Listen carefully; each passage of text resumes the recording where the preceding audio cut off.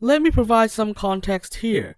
One of the reasons why our economic and social situation in the contemporary Western world is so unsustainable is because it was heavily shaped by the long 1968 generation, who used the tools of conflict theory to create their change. Ever since then, Western society lost the spirit of consensus and political debates became polarized. When administrations on both sides implement solutions without care that people on the other side are alienated by them, the social fabric becomes torn over time.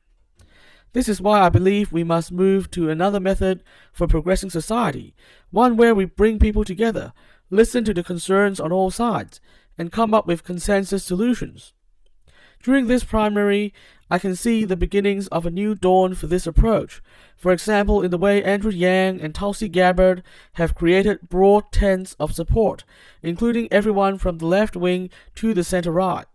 Yang, in particular, has been surging in the polls lately, which I think provides early evidence for the success of this approach. I think there is definitely a generational component to this. As I said, the conflict theory worldview first went mainstream during the years of the 1960s and the 1970s, often called the Long 68. The polarization of that period had a formative effect on young adults coming of age.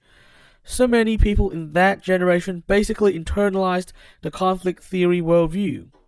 On the other hand, those of us born in the 1970s and the 1980s developed our political consciousness in the more peaceful time of the 1990s and the early 21st century.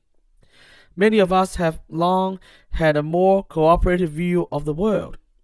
This is why I think we prefer the big tent approach over the divide and struggle approach.